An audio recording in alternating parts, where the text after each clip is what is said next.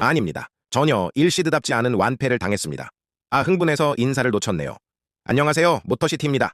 1차전 경기는 말 그대로 전술 대결 완패, 그리고 경기에 임하는 디트로이트 선수들의 안일한 환장의 콤보가 이루어진 전형적인 디트로이트 패하는 공식의 경기를 보여주었습니다. 그럼 1차전 패배 요인들을 살펴보겠습니다. 준비되셨죠? 1차적으로 디트로이트가 패한 이유 중 하나로 인정해야 될 건 올랜도가 게임 플랜을 정말 잘 준비해왔고 디트로이트가 전술적으로 완패한 경기였습니다.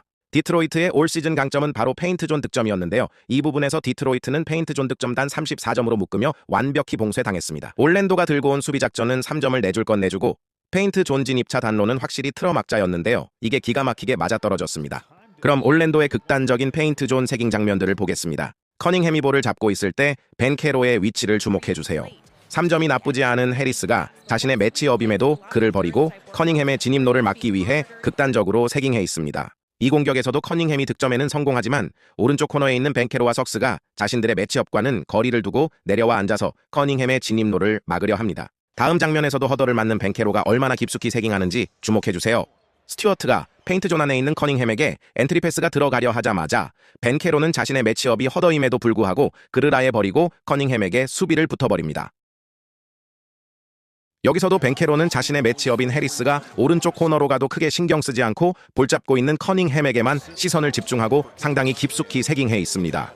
이렇듯 올랜도는 디트로이트의 페인트존 진입로를 차단하면서 골대와 가까운 필드골 실점을 최소화했습니다.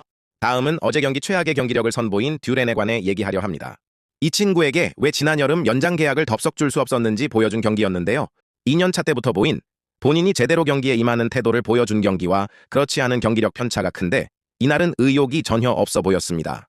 이 장면도 점수 쫓아가는 상황에서 흐름을 끊는 공격자 파울이었고 경기 내내 리바운드를 잡고 나서 리바운드 간수를 확실하게 하지 못하고 턴오버를 내주거나 내줄 뻔한 불안한 모습을 보여주었고 무엇보다도 듀렌의 수비 IQ가 탄로나버린 경기였습니다. 커닝햄에게 픽이 들어오자 스위칭 혹은 압박을 통해 석스의 진입로를 방해해야 하는데 듀렌은 손만 슬쩍 건드리는 신용만 하고 천천히 걸어서 이동합니다. 그리고 이날 디트로이트의 수비 전략이었는지 듀렌 스스로 판단인지 모르겠지만 쓸데없는 오지랖 수비로 디트로이트 수비를 더 망쳤습니다. 멀쩡히 그린이 벤케로를 잘 막고 있는데 굳이 헬프 수비 들어가다가 탐슨까지 헷갈리게 하면서 백도어 컷을 내주며 실점합니다. 여기서도 자신의 매치업 상대인 웬델 카터 주니어를 냅두고 오지랖 부리다가 엘리옵 실점을 내줍니다. 여기서도 과하게 벤케로에 대한 헬프 수비를 커뮤니케이션 없이 갔다가 홀랜드를 헷갈리게 하며 수비 로테를 망치게 하고 오픈 3점을 내주며 실점합니다. 발도 느리고 수비 범위 자체도 넓지 않은 선수에게 탐슨급 수비로를 준 건지 아니면 듀렌 스스로의 판단들인지는 모르겠으나 이러한 안일한 수비와 태도로 인해 최소 10실점을 했으니 이날 플러스 마이너스 마진에서도 보여지듯 팀 내 최악의 선수였습니다. 수비 얘기가 나왔으니 팀 전체적인 수비 문제도 한번 살펴보겠습니다. 시즌 중에도 한 번씩 꼭 나오는 커닝햄의 수비 문제점인데요. 팀원이 도움 수비를 오면 스위칭을 해줘야 하는데 허더만 죽어라 수비하고 있고 본인은 애매한 위치에 있으면서 듀렌이 헬프 수비 오고 스튜어트까지 꼬이면서 실점하는 장면입니다.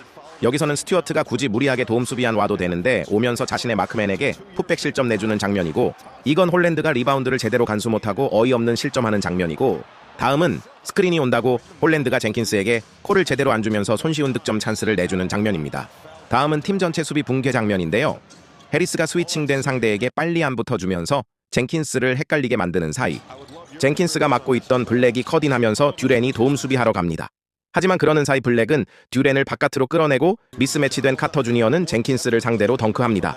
마지막으로 다루고 싶은 패배 요인은 비커스텝 감독의 선수 운용입니다. 작년 플레이오프에서도 탐슨을 적게 쓰더니 이번에도 후반에 9분만을 출전시키며 패배를 자초했는데요. 이날 디트로이트 주전 중 유일하게 수비넷 레이팅이 플러스였고 이 쿼터 막판 점수차 좁히는 데 있어서 그린과 허더랑 더불어서 제일 큰 역할을 했음에도 그는 후반전에서 얼굴 보기 너무 힘들었습니다. 3쿼터 5분 37초를 남겨두고 비커스텝은 탐슨을 벤치로 불러들였는데 이러고 3분도 안 돼서 2점 차였던 경기는 9점 차로 벌어집니다. 이뿐 아니라 이날 그린도 벤케로를 상대로 터프한 수비를 하며 상당히 좋은 폼을 보여줬는데요. 결국 이 쿼터 막판 디트로이트가 점수차 좁히던 4분 동안만 뛰고 후반에는 뛰지 못했습니다.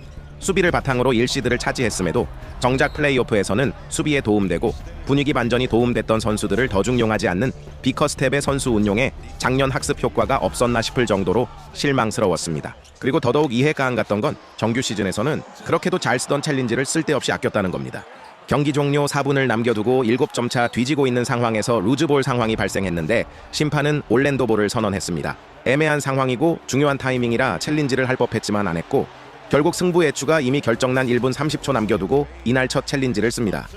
이외에도 이날 디트로이트는 해리스가 5개, 팀 전체적으로 총 8개의 오픈 코너 3를 놓쳤고 팀 자유투도 무려 9개의 자유투를 놓치며 점수차를 좁히려 할 때마다 어렵게 경기를 끌고 갔는데요. 이렇듯 전술적으로나 선수들의 경기 태도, 에너지 레벨 모든 면에서 그냥 완패한 경기였는데요. 쉬는 동안 문제점들을 잘 보완해서 다음 경기에서는 이러한 부분들이 많이 개선되었으면 좋겠습니다. 아직 시리즈는 많이 남았고 겨우 한 경기를 치렀을 뿐이니 18년 동안 이어지고 있는 플레이오프 홈 무승 징크스를 2차전에서 깼으면 좋겠습니다. Front page, back page, middle page, wherever. Headliners, column 1 or 2, we will win game 2. Backing off. We will win game 2. 농구는 디트로이트!